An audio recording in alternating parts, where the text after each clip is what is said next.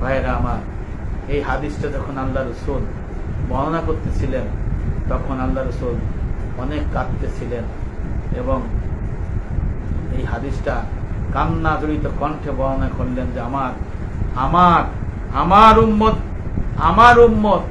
আমার উম্মতের মধ্যে 10 শ্রেণীর ব্যক্তি, এদের চেহারা আকৃতি, যারা এই সব কাজ করবে তাদেরকে চেহারা আকৃতি করে আল্লাহ উঠাবে। আল্লাহ রসুলের সুপারিশও কাজে লাগবে না, কারণ আল্লাহ পাক আল্লাহ রসুল তো ওই প্রশ্ন ফাঁস করে দিয়েছে যে এই হালাল হারাম দেখাই দিছে, পরিপূর্ণ দিন কি সেটাও বলে দিছে। তারপরে আমল 4 ধরনের ইবাদত, মুআমালাত, মুহলিকাত, মুনজিয়া জানাই দিছে। দেহ আত্মা মালের বন্দেগী জানাই দিছে, বলেছে যে হালালের মধ্যে থাকতে, হারাম থেকে দূরে থাকতে। আল্লাহ রসুল বলছেন হারাম সম্পদের উপার্জনের, খাবারের, রক্ত, গোস্ত, শরীর, দেহ দুজকে যাবে, জান্নাতে যাবে না। আমার নবী এটা বলে স্থির করে দিয়েছেন। যে কারণে ভাইরা আমার, আমরা দুনিয়া নিয়ে আসি, দুনিয়ায় সুদ খাচ্ছি, সুদের কারবারিদের সহযোগিতা করতেছি, ঘুষ খাচ্ছি, ঘুষ করতে সহযোগিতা করতেছি, হারাম করতে সহযোগিতা করতেছি, তারপরে অত্যাচার শাসকদের আমরা সহযোগিতা করতেছি, পরস্পরের মানুষকে ক্ষতি করার জন্য আমরা মিথ্যে মামলা দিতেছি, মিথ্যে মামলা দেওয়ার জন্য প্রশাসনের কাছে আমরা হস্তান্তর করতেছি।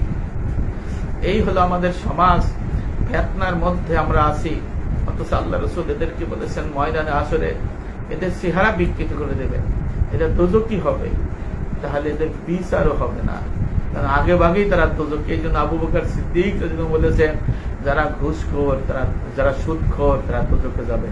আবু বকর সিদ্দিক বলেছেন যারা সুদখোর, সুদের কারবারি, এরা দোজখে যাবে। হারামের আসবাব হারাম। এখন যদি সুদখোরকে বলে যে প্রশংসা করে, ঘুষখোরের প্রশংসা করে, হারামখোরের প্রশংসা করে, তাদের যদি মানুষ বিভিন্ন ধরনের সহযোগিতা করে, তারাও কিন্তু একই দলে একই পথে থাকবে, তাদের চেহারা বিকৃত হবে, তাদেরকেও জাহান্নামে দিয়ে দেবে। এই দুনিয়ার মানুষ অবুঝ, বুঝতে চায় না, এই এলেম শেখে না। এলেম শেখার জন্য আল্লাহ পাক বলেছেন ওয়াকুনু মা'আস সাদিকিন, তোমরা সত্যবাদী সাদিকিন ওয়ারাসাতুল আম্বিয়ার কাছে যাও, তাদের কাছে গিয়ে এলেম শেখো, আমল করো, জাহান্নাম থেকে বাঁচো, জান্নাতের দিকে ধাবিত হও। কোনটা হক, কোনটা বাতিল, কোনটা হালাল, কোনটা হারাম, কোনটা করতে হবে, কোনটা বর্জন করতে হবে না, বর্জন করতে হবে, এই বিষয়টা তোমরা জেনে নাও। জেনে পরিপূর্ণ দিন ইসলাম সিলমি কাফার মধ্যে তোমরা থাকো, না হলে তোমাদের জন্য ভয়াবহ আযাব এবং জাহান্নামের দুঃসংবাদ শোনানো হয়েছে। যে কারণে এই হাদিসটার গুরুত্ব অনেক বেশি। ভাইরা আমার, আপনারা হয়তো জানেন যে নামাজ, রোজা, হজ, যাকাত করে গেলাম, আর আমি কবরে পার পেয়ে গেলাম, পুলসিরাতে পার পেয়ে গেলাম, হাসর ময়দানে পার পেয়ে গেলাম, আল্লাহ আমারে মাফ করবে, এরকম একটা আশা ভরসা থাকে। আল্লাহ পাক বলেছেন খালেস তওবা করো, খালেস তওবা করে আমার কাছে মাফ চাও, সমস্ত গুনাহ থেকে ফারেক থাকো, অবৈধ সম্পত্তি ফেলে দাও, হারাম উপার্জন সব লাত্তি দিয়ে ফেলে দাও, মানুষের হক পাওনা পুঙ্খানুপুঙ্খভাবে আদায় করো, বাইসে থাকলে ফেরত দাও, ওয়ারিসদের দাও, ওয়ারিস না পাইলে আল্লাহর ফরজ কাজে সাদকা করে দাও, আর সুদের সমস্ত টাকা পায়খানা টাট্টি রাস্তাঘাটের জনকল্যাণমূলক কাজে সাদকা করে দাও।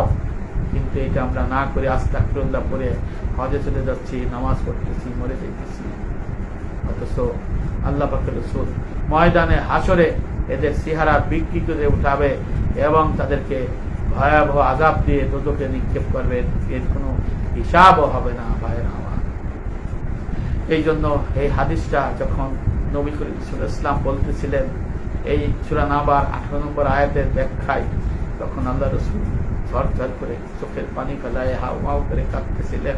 সাথে হযরত আইয়ুব আলী আনসারী রাদিয়াল্লাহু আনহু এবং মুআয ইবনে জামাল রাদিয়াল্লাহু আনহু কাঁদতেছিলেন। যে হাদিসটা কত ভয়াবহ ভাইয়েরা আমার।